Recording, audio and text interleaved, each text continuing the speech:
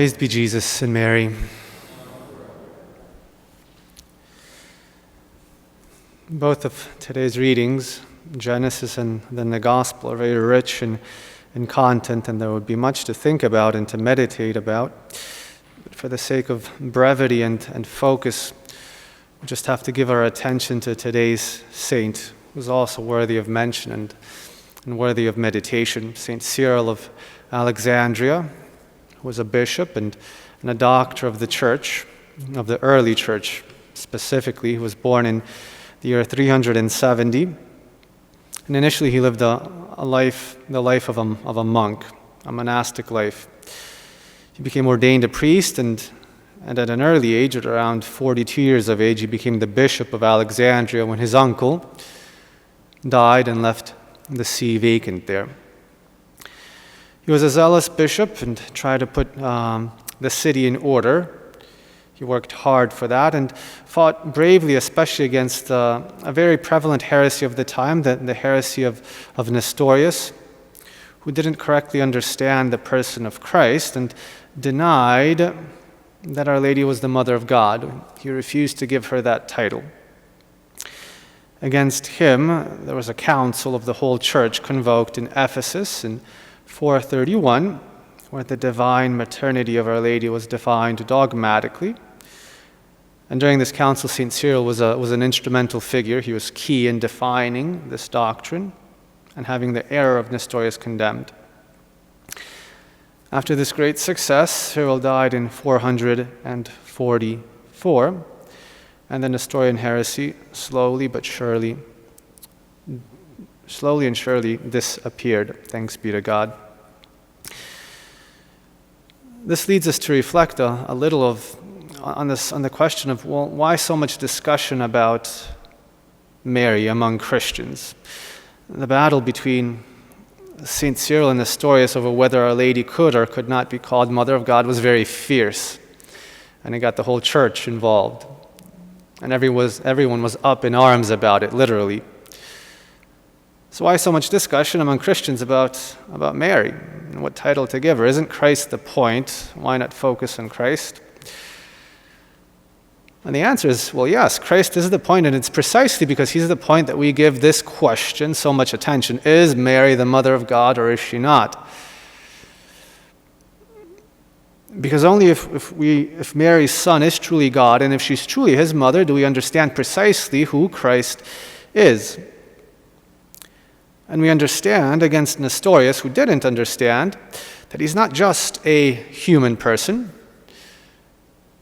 but he's not also both a human person and a divine person, somehow united together. He is one person, one divine person, the Son of God, the second person of the Trinity, in whom are united two natures, the human and the divine. The divine he gets from his Father in heaven, the human he gets from his mother on earth, Mary.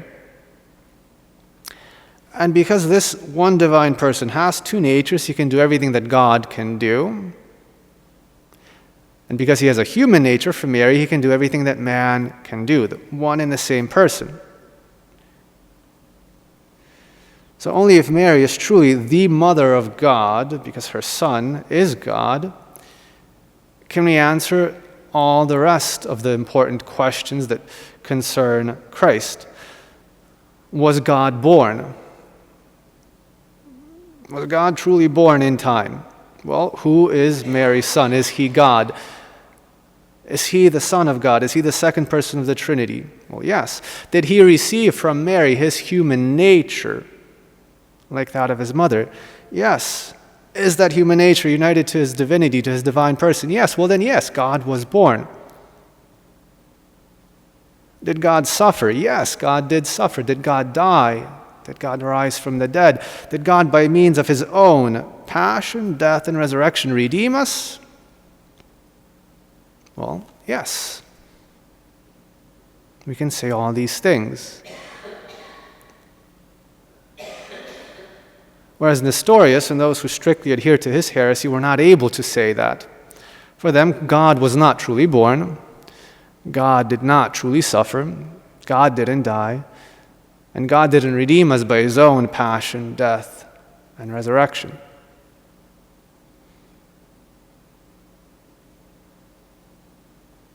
Because Mary was not God's mother, and God was not her son.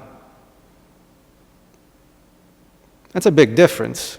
So why all this discussion about, well, can we call Mary Mother of God? Isn't Christ the point? Well, yes, he is, and it's precisely because he's the point. Precisely because he's the point that we need to know whether he is truly the Son of Mary. Whether God was truly born of her, whether God truly did suffer, die, and by means of his life on earth, he truly redeem us. To understand anything, we need to understand it in its context. And simply put, Christ's context is Mary, his mother, through whom he entered into the world, through whom he entered into history, through whom he enters also into a relationship with us. So any correct understanding of Christ has to take his mother into account. And if we understand that correctly, then we understand Christ correctly. And Mary cannot do otherwise than help us to know God correctly and to love him correctly with all our hearts as he deserves. Praised be Jesus and Mary.